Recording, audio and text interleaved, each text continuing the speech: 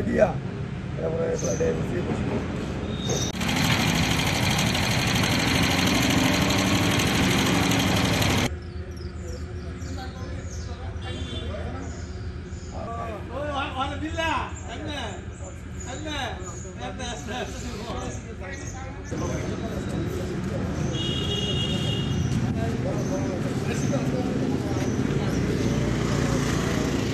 বাস যাওয়ার কথা রয়েছে স্যার, কী কারণে বাসটা যাবে স্যার?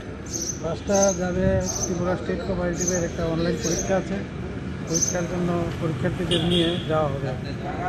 স্যার এটা কবে যাবে স্যার? এই তো আজকে 3 তারিখ 8টায় রওনা দেবো আমরা এখান থেকে।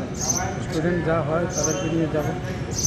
আর এখন পর্যন্ত তো এখনও একজনও আসেনি, যেটুকু করেনি। তার জন্য আমরা দেখি আমবাসা থেকে যদি উঠে বা দহনগর থেকে উঠে সারা ত্রিপুরায় যারা আছে কোঅপারেটিভ ব্যাংকের থেকে তো জানিয়ে দেওয়া হয়েছে। তারপরেও আমরা বাস নিয়ে যাচ্ছি, যারা রাস্তায় থাকবে ও ওয়েট করবে, তারা তাদেরকে নিয়ে যাবো। স্যার এখনো পর্যন্ত কি আপনাদের সঙ্গে কেউ যোগাযোগ করেছে যে বাসে যাওয়ার জন্য? বাসে যাওয়ার জন্য আমবাসা থেকে কিছু স্টুডেন্ট যোগাযোগ করেছিল।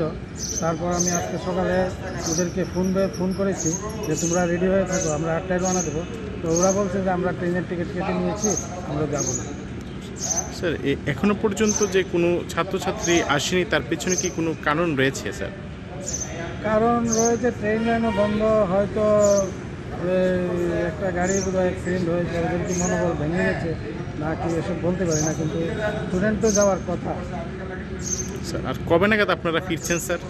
আমরা 5 তারিখ ওখান থেকে 5 তারিখ পরীক্ষা শেষ হলে 5 তারিখ দুপুর 12টায় রওনা। স্যার এই গাড়িটি স্যার কে ব্যবস্থাপনা করেছে স্যার? ঠিক আছে।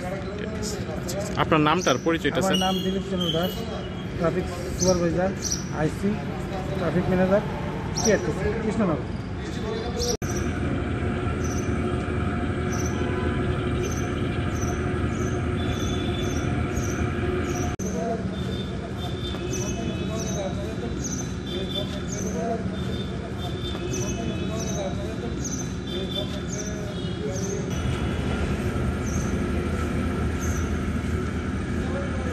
ডুবাই দিয়া তারপরে ফ্লাইটে বসিয়ে বসবো।